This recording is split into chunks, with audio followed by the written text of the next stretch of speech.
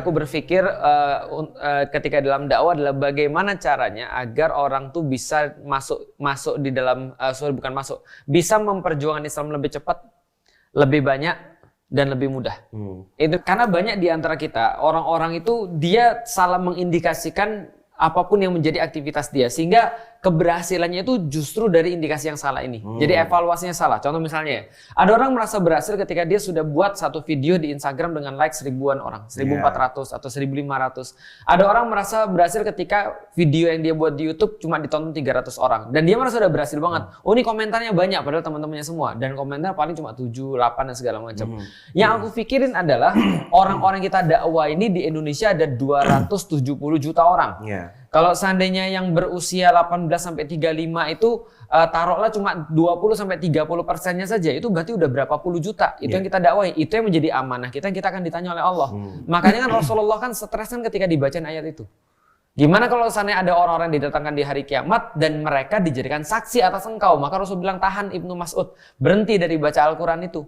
Kenapa? Karena Rasul memikirkan bahwasanya kekhawatiran beliau gimana kalau ada orang banyak nanya sama beliau bahwasanya saya nggak dapat Islam yang kamu bawa, gitu maksudnya. Dan artinya kan yang membawa tugas itu kan adalah orang-orang Muslim, pengikutnya Rasulullah. Nah, maka di dalam kepala aku itu adalah gimana caranya, karena apa yang kita capai sekarang masih terlalu dikit, gitu maksudnya.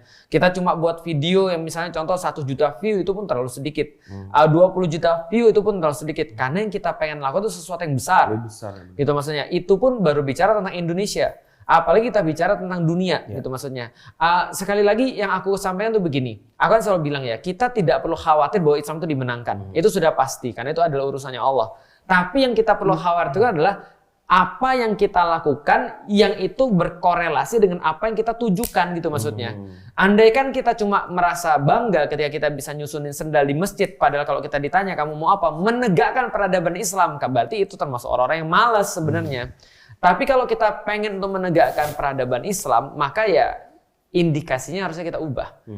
Peradaban itu kayak apa? Siapa aja yang menegakkannya? Orang-orang seperti apa? Dan apa yang kamu lakukan sekarang? Nah, itu sudah relate belum? Sudah korelasi belum? Sudah relevan belum? Walaupun mungkin belum mencapai 50 juta misalnya, tapi dia sudah on the way ke sana. Itu masih oke. Maka itu yang aku bilang pada antum kan, kalau kita berkaca pada misalnya contoh, ada satu video yang dibuat 9 seri itu bisa ngubah pandangan orang misalnya tentang keyakinan mereka tentang sains misalnya. Bisa nggak kita bisa nggak kita membuat video semacam itu untuk mengubah pandangan orang tentang agama? Kalau seandainya ada orang-orang yang begitu pengen untuk menanamkan kata-kata mabuk agama, dan berapa influencer yang mereka pakai? Berapa viewers yang mereka dapatkan?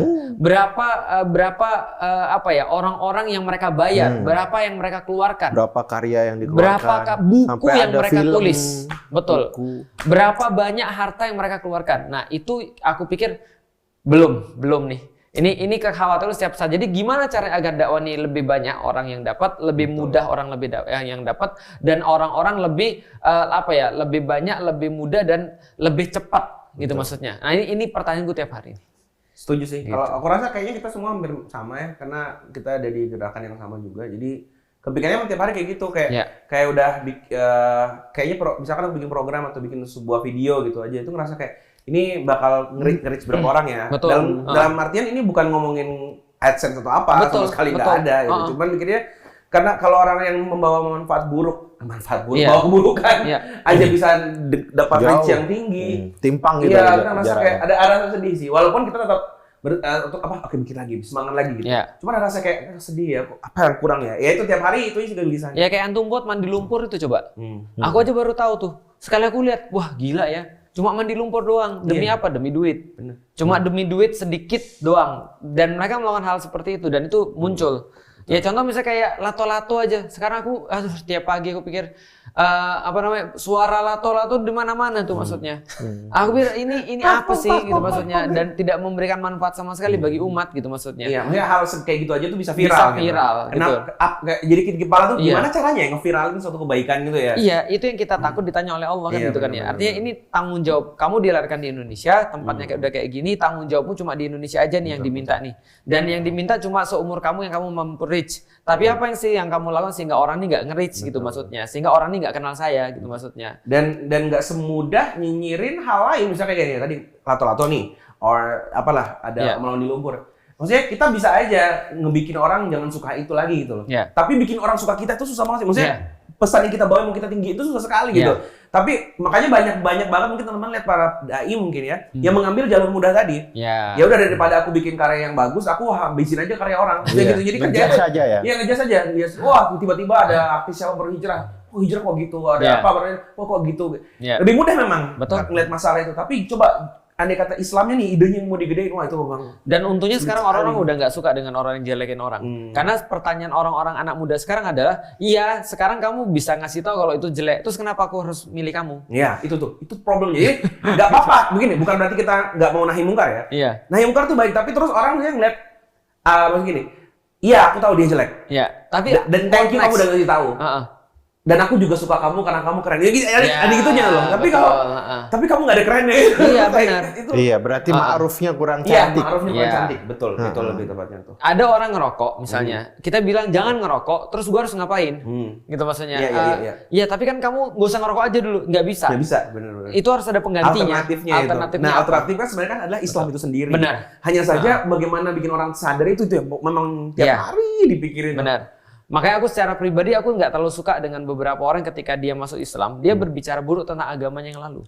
Bukan nggak boleh sih, boleh ketika kayak aku juga sama. Aku ketika ditanya kenapa kamu pindah dalam agama Katolik misalnya kepada agama Islam, aku jelasin ini loh yang membuat aku merasa bingung ketika dalam agama Katolik. Tapi aku bukan menjelekkan. Nah tapi jadi meninggikan Islam bukan dengan cara merendahkan yang lain. Benar. Iya, ibaratnya mempercantik toko tanpa harus menjelekin toko lainnya gitu lah. Jadi kalau kita mulai menjelekkan orang itu ada beberapa kemungkinan, dua lah minimal. Satu, dia nggak suka sama kamu. Iya. Yang kedua dia nggak tahu yang benar. Itu problemnya tuh. Dia nggak tahu yang benar dan dia nggak suka sama kamu. Berarti kalau aku punya waktu, mendingan aku jelasin tentang kebaikan Islam. Kalaupun ada adalah kenapa aku memilih Islam. Nah itu sudah include tuh. Dibandingkan aku menjelek-jelekkan doang, mengkritik semuanya. Nanti dia bilang iya, tapi terus apa? Aku tiba-tiba setelah aku ngomong kayak itu terus aku mati. Aku nggak sama jelasin Islam loh. Iya. Karena sibuk ngejelekin yang lain. Betul. Dia cuma bilang ya udah kalau gitu aku nggak mau agama yang lama. Terus aku nggak mau pindah juga dalam agama Islam karena aku nggak tahu Islam tuh kenapa aku harus pergi sana. Jangan-jangan sama. Nah itu problemnya tuh. Betul. Gitu.